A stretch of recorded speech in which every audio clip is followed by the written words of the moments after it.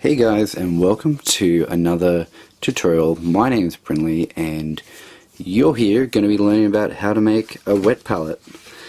As you can see from a couple of my videos, I'm actually a pretty big fan of the wet palette. I've only recently started using it as of about a year ago.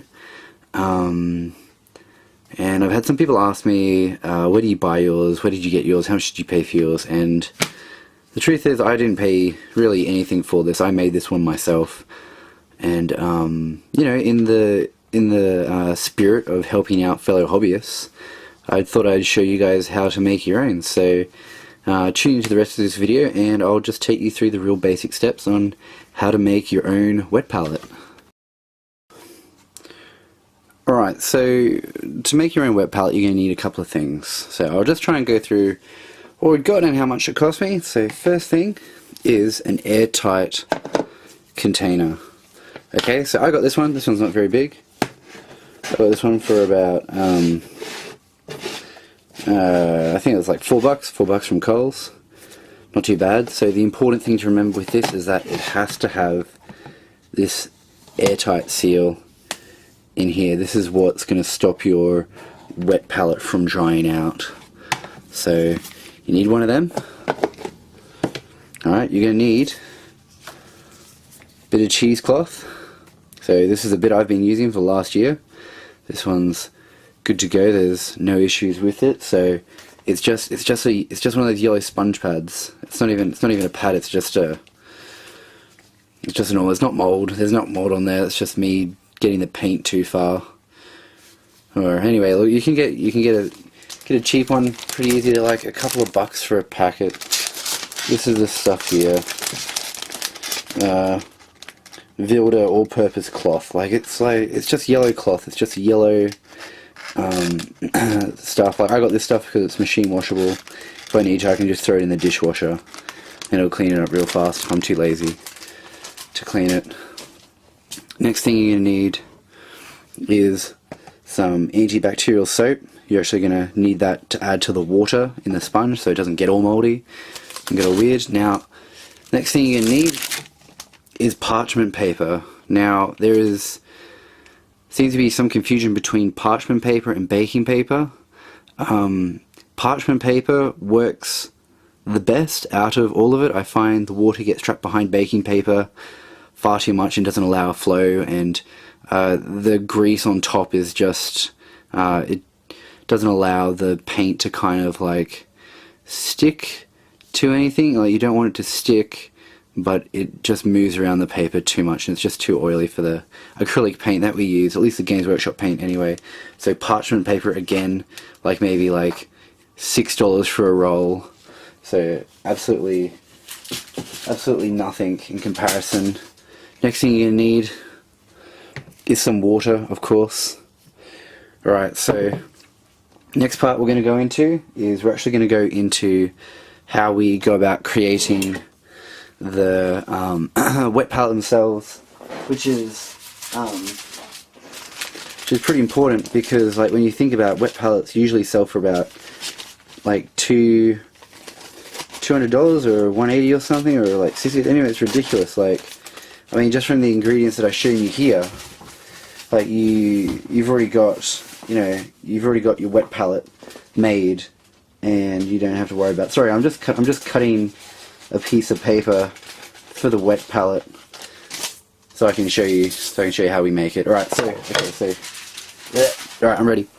Alright, first thing you do, you get your container. Right now I see people doing, like, setting it up with the sponge down here. I don't really understand it. I like to flip it up because your sponge will sit here, there's your wet palette, and then when you finish with it, you just pop it on there and put it down. Like, you don't need all this space to store. If you can get a thinner or a container with less depth, that's even better. I'd probably go for that. But this was like, yeah, $4 or $5. Done, good to go. Right, so the first thing you're gonna do, your sponge, obviously you'll measure it and then you'll cut it and you just fit it down there. You make sure its edges are away, so you just tuck it down as you go. It's not a big drama, it's sticking over. Just make sure it's not going to interfere with that with the seal. Oh my goodness, brain is not working today. Right, so that's the seal there. Alright, so next, before you go and wet the sponge, just get your paper and just lay it down and just kind of make sure it's about the right size. It doesn't have to be perfect, like you'll adjust to how you use your pad. So this is a little bit over, so we're just gonna cut it down. Oh no, it didn't go anywhere. Alright, so the important thing with this is to remember the glaze side goes up. You want the glaze side up. Alright, and you can kind of tell that just by feeling it and looking at it. So the glaze side is going to have a little bit more of a shine to it than the side that doesn't have a glaze to it. So I don't know how well the camera shows that, but this is the glaze side, this is not the glaze side. So glaze side up. It took me a few times to work it out, which is a little bit annoying. Right, so that's your size. Right, so pop that in there. Pull your sponge up. Now you get a little bit of this antibacterial stuff. Just right, hold on.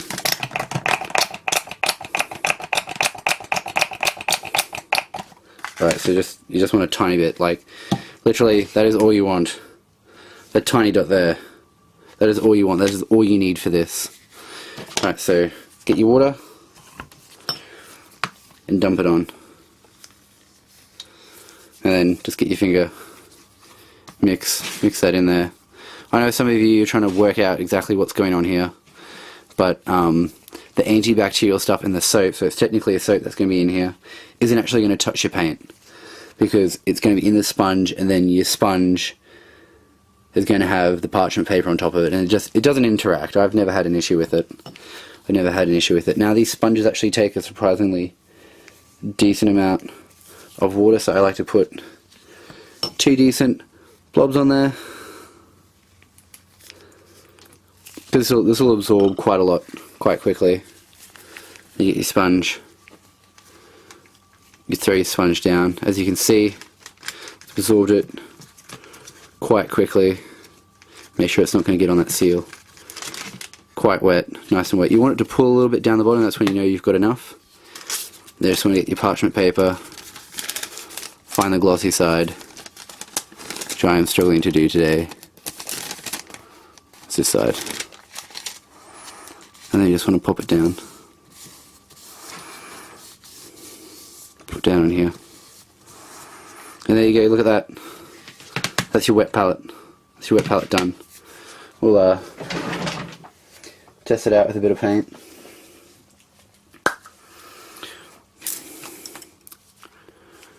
Grab a bit of this. Straight out of the pot. Just going to use a bit of Talisa's blue. Just going to go on here. Look at that. Spreads nice and well. See if we can get a bit thinner. Just dump it out there. Yeah, look at that. That's good. It's not going through. It's not soaking. It's holding its own. That's what you want. Alright guys, that's it. That's how you make a wet palette. Thanks for watching. Like and subscribe. Check out the rest of our videos. Drop us a comment if you want to learn something else, or if you want to do something, or if you want me to build something, or whatever. Just throw us a comment. Love to hear from you. We're not super famous. We've still got time for our fans. Love all of you. Catch you later.